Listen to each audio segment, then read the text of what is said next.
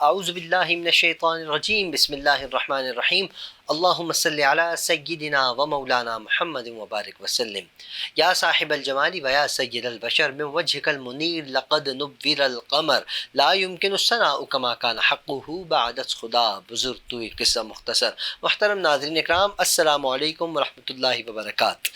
میں ہوں آپ کا میزبان حافظ حامد رضا اور آپ دیکھ رہے ہیں پروگرام نور ہدایت.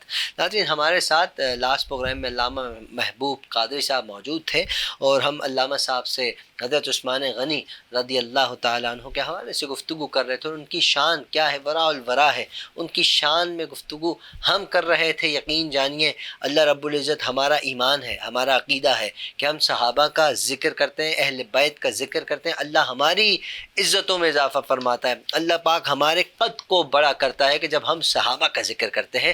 اور صحابہ کا ذکر کرنا، اہل بیت کا ذکر کرنا، حق چار یار ہوں یا اہل بیت عظام ہوں، ہم ان سب سے پیار کرتے ہیں. یہ سب ہمارے سروں کے تاج ہیں، یہی تو ہیں تاج. آج کل ہم نے دنیا دار لوگوں کو تاج بنایا ہوا، اسی وجہ سے ہم بس ٹھوکریں ہی کھا رہے ہیں. کاش کہ جس دن ہم ان کو تاج بنا لیں گے نا، پراپر اپنے دل سے، اچھے دل کے ساتھ، تو اللہ کریم ہمیں عزت عطا فرمائے گا.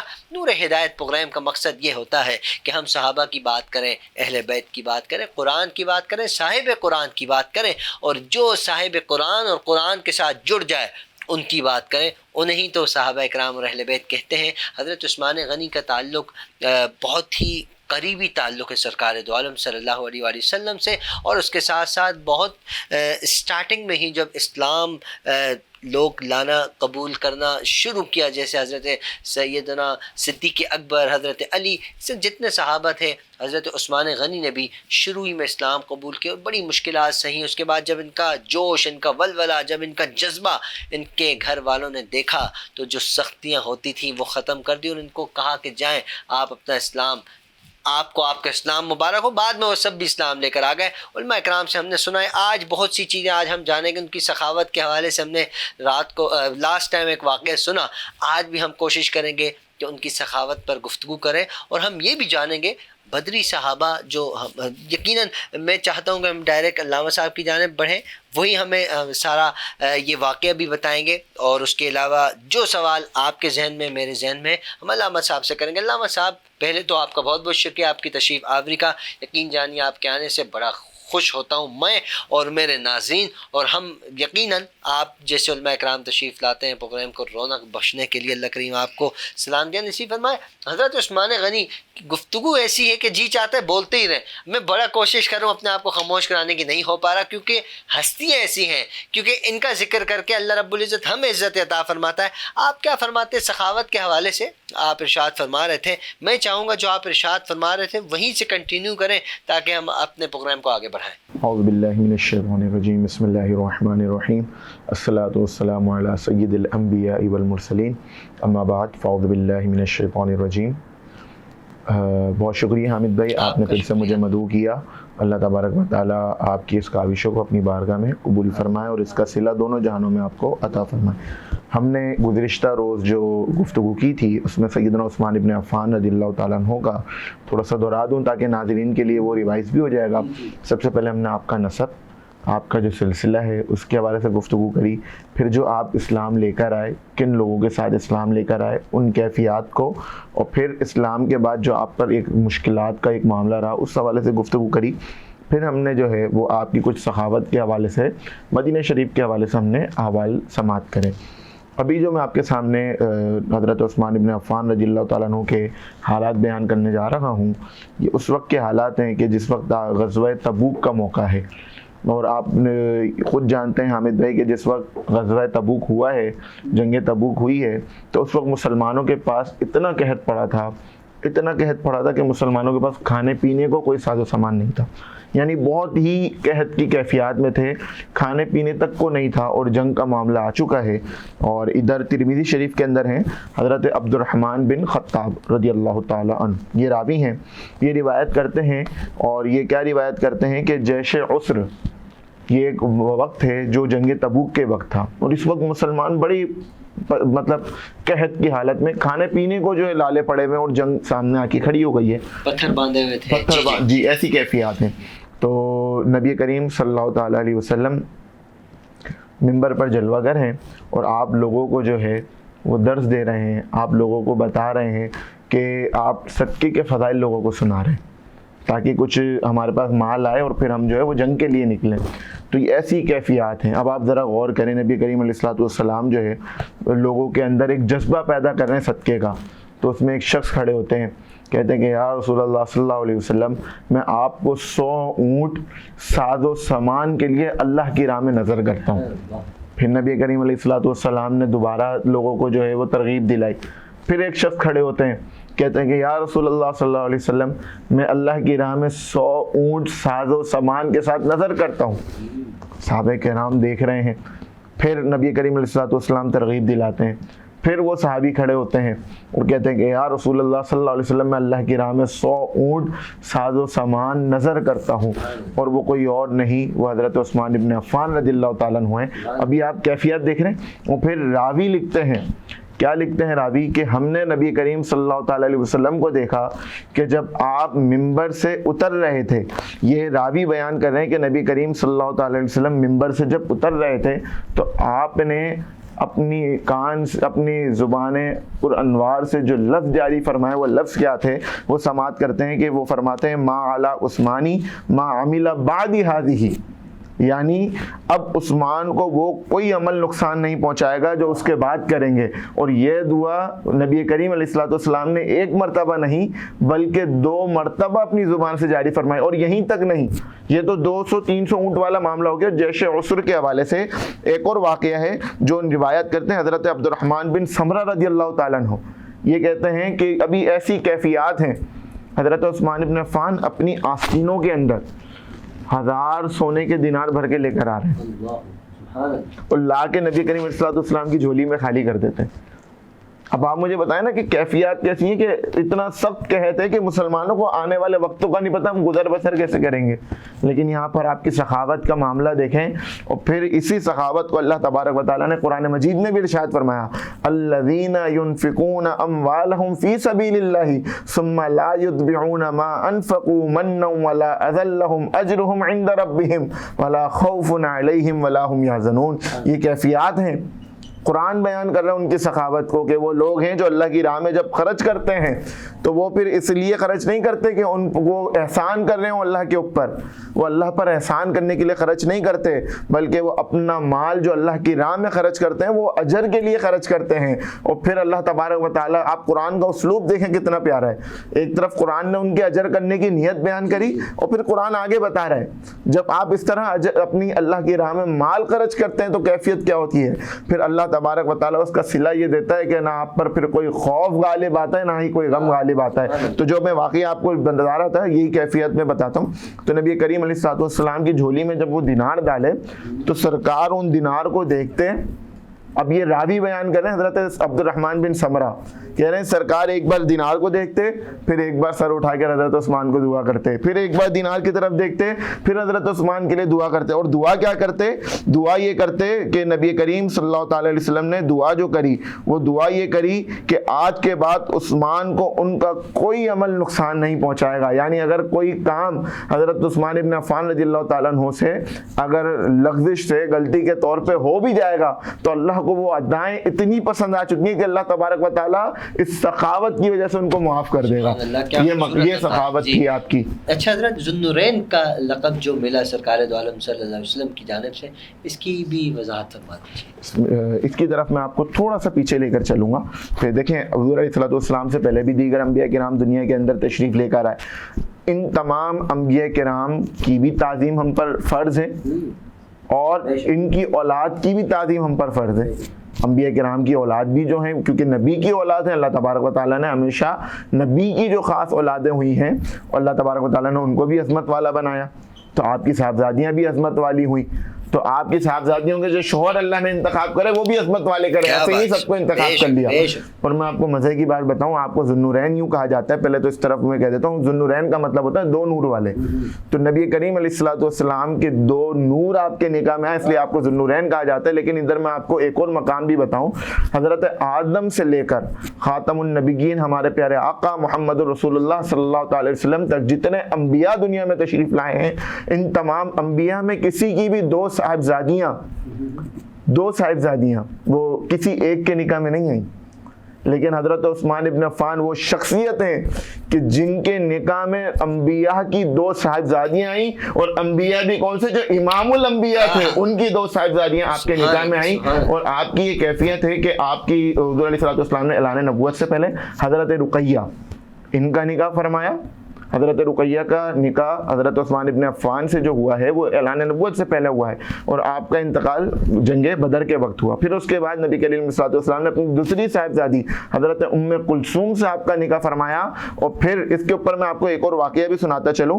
ایک بار نبی کریم صلی اللہ تعالیٰ علیہ وسلم نے اپنے ایک صحابی کو کچھ گوشت کا سامان دے کے، کچھ سامان دے کر جو ہے وہ حضرت عثمان کے گھر بھیجا کہ چلے جاؤ حضرت عثمان کے گھر پہ جا کے دے کے آ جائیں. تو وہ جیسے حضرت عثمان ابن عفان رضی اللہ تعالیٰ عنہ کے گھر پہ آئے تو حضرت ابھی جو ہے وہ پردے کی آیتیں نازل نہیں ہوئی ہیں، اس سے پہلے کی بات ہے. تو وہ جیسے ہی گھر میں دستک دی تو حضرت عثمان نے ان کو اندر بلا لیا. اب جب وہ اندر آئے تو حضرت عثمان اور وہ جو نبی کریم علیہ الصلوۃ والسلام کی صاحبزادی تھیں دونوں ساتھ بیٹھے تھے. تو جب وہ صحابی گوشت دے کر واپسی آئے تو آگے رسول اللہ صلی اللہ علیہ وسلم نے پوچھا کیا تم گھر کے اندر گئے تھے؟ انہوں نے کہا جی یا رسول اللہ صلی اللہ علیہ وسلم میں ان کے گھر کے اندر بھی گیا تھا. سرکار نے پوچھا مجھے بتاؤ وہ دونوں کیسے لگتے ہیں؟ کہا خدا کی قسم ان دونوں سے خوبصورت جوڑا اللہ نے کوئی پیدا ہی نہیں فرمایا ہے. یہ حضرت عثمان ابن عفان رضی اللہ تعالیٰ عنہ کی نبی کریم علیہ الصلوۃ والسلام کی صاحبزادیوں کے ساتھ محبت تھی، اور آپ کے جوڑے کو اللہ تبارک و تعالیٰ نے اتنا خوبصورت بنایا تھا کہ جس کی جو ہے وہ تعریف خود لوگ بیان کیا کرتے تھے. اچھا حضرت یہ تو ذوالنورین کی تعریف ہوگی. اچھا میں چاہتا ہوں یہ بھی ارشاد فرمائیں کہ یہ بڑا ضروری اور بہت اہم سوال یوں بھی ہے کہ لوگ جاننا چاہتے ہیں حضرت علی نے حضرت عثمان غنی، کیونکہ حضرت عثمان غنی کو خلافت حضرت علی سے پہلے ملی، حضرت علی بعد میں، تو حضرت علی نے قبول کی، اگر کی تو کس انداز میں قبول کی؟ بالکل بسم اللہ. اس میں تھوڑی سی ایک گفتگو کروں گا بسم اللہ الرحمن الرحیم.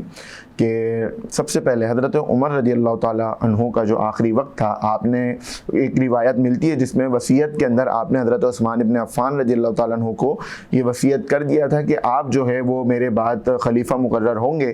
لیکن یہاں پر جس طرح آپ نے مجھ سے سوال کیا ہے تو ادھر میں آپ کو حضرت عبد الرحمن بن عوف ان سے یہ نکل کروں گا کہ یہ بیان کرتے ہیں حضرت عبد الرحمن بن عوف کہ سیدنا علی المرتضیٰ رضی اللہ تعالیٰ عنہ کے پاس یہ آئے اور انہوں نے آ کر کہا حضرت عمر کے انتقال کے بعد، آپ کی وصال کے بعد، انہوں نے حضرت علی سے کہا، حضرت عبد الرحمن بن عوف نے، کہ ہم نے تمام لوگوں سے رائے معلوم کری اور تمام لوگوں کی جو رائے ہمیں پتہ لگی وہ رائے یہ پتہ لگی ہے کہ تمام لوگ حضرت عثمان کی خلافت کے حق میں ہیں.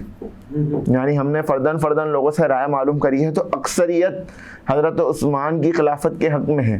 تو آپ اس بارے میں آپ کی کیا رائے ہے؟ حضرت عبد الرحمن بن عوف حضرت علی سے کہہ رہے ہیں. کہا جب تمام لوگ حضرت عثمان کو قبول کر چکے ہیں تو حضرت علی نے حضرت عثمان کا ہاتھ پکڑا ہے اور آپ کا ہاتھ بلند کیا ہے، اور صرف ایسی قبول نہیں کرا، کہا جس طرح ہم نے خلافت صدیق کو قبول کرا، خلافت عمر کو قبول کرا، اسی طرح میں خلافت عثمان کو بھی قبول کرتا ہوں اور اسی طریق پر چلتا ہوں. اور یہ حضرت عبد الرحمن بن عوف نے بھی اس کے بعد آپ کی خلافت کو قبول کرا، اور حضرت علی المرتضیٰ شیر خدا رضی اللہ تعالیٰ عنہ نے بھی آپ کی خلافت کو قبول کیا ہے. اور آپ کی خلافت کے کم و بیش جو ہے وہ 12 سال آپ کی خلافت رہی ہے، اور آپ کی خلافت میں بھی دین اسلام بڑا پھیلتا رہا، دین اسلام بڑی جو ہے وہ عروج کی طرف بڑھتا رہا ہے، اور دین کی آپ نے بڑی جد و جہد کے ساتھ خدمت کی ہے، کہ اس طرح خدمت کی ہے کہ جو آپ کے آخری وقت ہیں، جو آخری ایام ہیں، اگر میں آپ کو کہوں کہ ان ایام کا اگر مطالعہ کریں نا، آپ کی آنکھوں سے شاید آنسو بننا ہو. 40 دن تک آپ کے گھر کے باہر محاصرہ، 40 دن تک بلوائیوں نے آپ کے گھر کے باہر محاصرہ کر کے رکھا، اور پھر آپ کو آخرکار شہید کر دیا گیا. اللہ اکبر. اللہ کریم ان کی شہادت کو یقیناً اللہ نے قبول فرمایا. اللہ ان کے صدقے ہماری بھی بخشش، ہمارے خاندان والوں کی، ہمارے بہن بھائی، اولاد، گھر بار سب کی بخشش فرمائے. اچھا حضرت میں چاہتا ہوں کہ جیسے اب یہ ہمارا موضوع اختتام کی جانب ہے، جنگوں کے حوالے سے اگر میں بات کروں، یقیناً صحابہ کرام نے مختلف جنگوں میں شرکت کی ہے، تو حضرت عثمان غنی کس انداز میں جنگ میں شرکت کرتے تھے؟ کیا جنگ بدر جو بدری صحابہ جسے ہم کہتے ہیں، کیا حضرت عثمان اس میں شامل تھے؟ جی، جیسا طرح آپ نے مجھ سے سوال کیا کہ حضرت عثمان، تو میں آپ کو غزوہ تبوک سے اندازہ لگائیں کہ وہ شرکت بھی کرتے تھے اور اپنے سارے مال و متاع کے ساتھ شرکت کیا کرتے تھے. مطلب آپ بعض روایتیں پڑھیں گے تو آپ کو باقاعدہ روایتیں ملیں گی کہ حضرت عثمان ابن عفان رضی اللہ تعالیٰ عنہ کا جو انداز ہوتا تھا غزوات کے جنگوں کے اندر شرکت کرنے کا، تو وہ اسلام کے ساتھ پوری طاقت کے ساتھ آپ شرکت کیا کرتے تھے. اور ادھر بعض لوگ یہ کہتے ہیں کہ حضرت عثمان ابن عفان جو ہیں وہ بدری صحابہ کے اندر شامل نہیں تھے. تو میں ان سے یہ کہوں گا کہ اس وقت ہوا یہ تھا، کیفیت یہ تھی کہ حضرت رقیہ جو میں نے آپ کو کہا کہ آپ پہلے نکاح میں آئیں، اور ادھر ایک اور ہمارے لیے بھی پیغام ہے. آپ دیکھیں دین کی اہمیت کو ادھر سمجھیے گا کہ نبی پیارے آقا علیہ الصلوۃ والسلام کی صاحبزادی اس بیماری کی کیفیت میں کہ وقت اجل قریب ہے، اور آپ اپنی بیٹی کو نہیں دیکھ رہے بلکہ آپ جو ہے وہ جنگ بدر کے لیے جا رہے ہیں. پہلے تو یہ کیفیت دیکھیں، آپ دین کی اہمیت کا اندازہ لگائیں کہ سرکار جو صاحب دین ہے وہ تو جس کو چاہے دین سے جو حکم دیتے ہیں وہ اس کے لیے لازم ہے، وہ اس کے لیے جو ہے وہ اس کے لیے تو آسانی بن جاتی ہے، اس کے لیے تو وہی دین ہو جاتا ہے. لیکن سرکار نے خود کر کے دکھایا، جیسے میں نے آپ کو ابتدا میں کہا نا کہ قرآن کی ایک ایک آیت پڑھتے جائیں اور نبی کریم علیہ الصلوۃ والسلام کی سیرت کو دیکھتے چلے جائیں، آپ کو ایک ایک آیت نظر آئے گی کہ اللہ تبارک و تعالیٰ سرکار کی شان میں نازل فرما رہا ہے. تو پہلے تو ایک یہ بات ہو گئی. دوسری بات، نبی کریم صلی اللہ علیہ وسلم نے حضرت عثمان سے یہ عرض کی، حضرت عثمان بڑے بے تاب تھے چھڑنے کے لیے. اور پھر ادھر حضرت عثمان کا جذبہ دیکھیں، گھر میں یعنی ان کی جو زوجہ ہیں ان کی کیفیت یہ ہے کہ وہ وقت اجل پر ہیں، لیکن ان کو کیا ہے کہ میں دین کے لیے لڑنے چلا جاؤں. نبی کریم علیہ الصلوۃ والسلام نے آپ کو روکا تھا، جس کی وجہ سے آپ مدینے میں رکے ہیں، ورنہ آپ بھی جنگ کے لیے جانے کو تیار تھے. حضرت عثمان اس میں شریک تو نہیں ہوئے تھے. لیکن جب صحابی بیان کرتے ہیں کہ نبی کریم صلی اللہ علیہ وسلم جب جنگ بدر سے واپسی آ رہے تھے، جب واپسی آئے تو آپ کو یہ خبر مل گئی تھی کہ حضرت رقیہ انتقال کر چکی ہیں، اور نبی کریم علیہ الصلوۃ والسلام ان کی قبر انور پر آئے. اور پھر جب اس کا بدر کا جو ترکہ بٹا ہے، مال غنیمت جب بٹنا شروع ہوا، تو سرکار علیہ الصلوۃ والسلام نے خود صحابی سے کہا کہ جاؤ اس میں سے عثمان کو بھی حصہ دے کر آؤ. جب سرکار نے مال غنیمت کا حصہ حضرت عثمان کو دے دیا تو گویا حضرت عثمان بھی جو ہے وہ جنگ بدر میں شامل ہوگا. جس طرح میں نے ابتدا میں بات کی نا کہ وہ تو صاحب شریعت ہیں، جس کے لیے جو حکم دیتے ہیں وہ اس کے لیے جاری ہو جاتا ہے. جب سرکار نے آپ کو بدری صحابہ میں شامل کر دیا تو میں اور آپ کی کیا اوقات ہوتی ہے کہ ہم حضرت عثمان کو بدری صحابہ میں سے نکال دیں.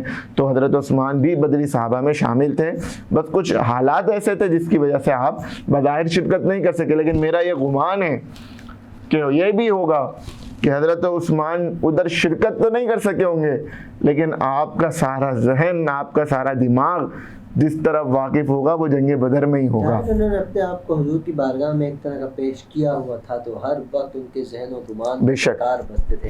اب ایسا کیسے ہو سکتا ہے کہ حضرت عثمان غنی جیسے صحابی حضور وہاں جنگ بدر میں جنگ کر رہے ہیں اور حضرت عثمان کو فکر میں، حضرت عثمان غنی جہاں بھی ہوں گے سرکار ان کے ذہن میں بستے ہوں گے، ان کے دل و دماغ میں بستے ہوں گے.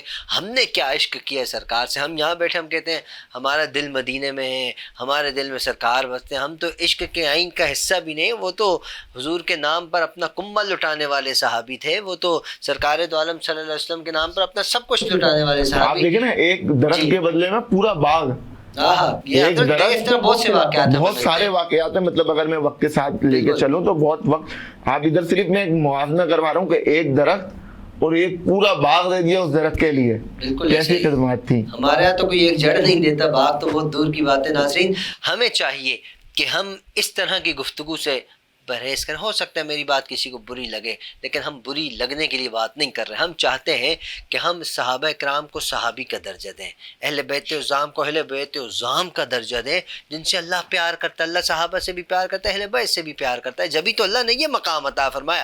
علماء کرام جو ہے کبھی بھی کوئی اختلاف کی بات آئے اس میں خاموشی، اس لیے خاموشی کا اظہار کرتے ہیں کہ یہ پاک لوگ ہیں، ان کے بارے میں کہیں منہ سے غلط بات نہ نکل جائے. اللہ کریم ہمارا خاتمہ ایمان پر فرمائے. آپ نے جیسے بات کی، ادھر میں ایک اور بات کروں گا. دیکھیں ابھی تو صرف میں نے آپ کو ابھی 2 آیتیں پڑھ کے سنائی ہیں، اس کے علاوہ بھی 3-4 آیتیں ہیں جو صرف حضرت عثمان کی شان میں اتری ہیں.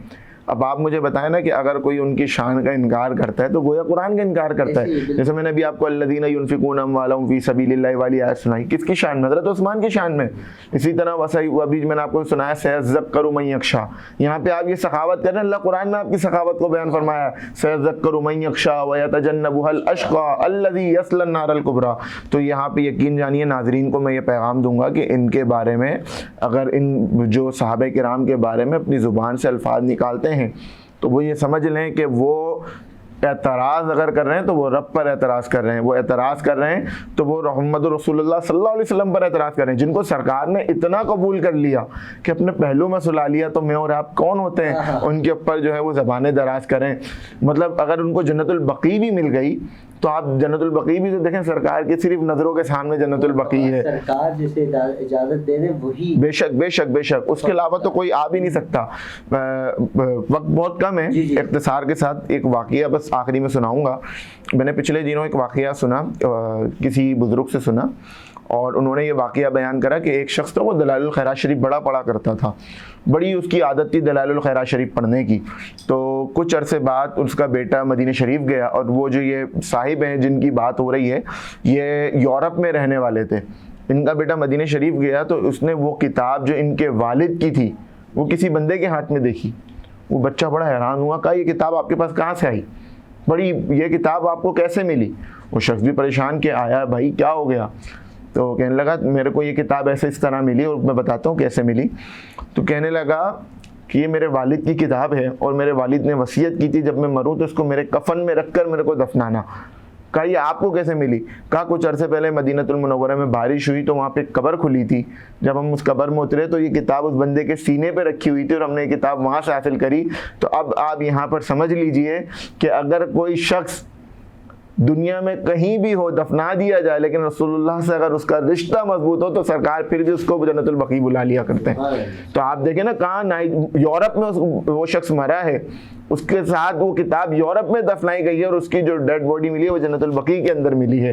تو یہ بھی ایک حضور علیہ الصلوۃ والسلام کی محبت کا جو ہے عرفان سرکار کا معجزہ ہے. سبحان اللہ. اللہ کریم حضور کے صدقے ہم سب کے حال پر رحم فرمائے. علامہ صاحب بہت بہت شکریہ. ہم اس قابل تو نہیں ہیں کہ ہم حضرت عثمان غنی رضی اللہ تعالیٰ عنہ کی شان بیان کریں.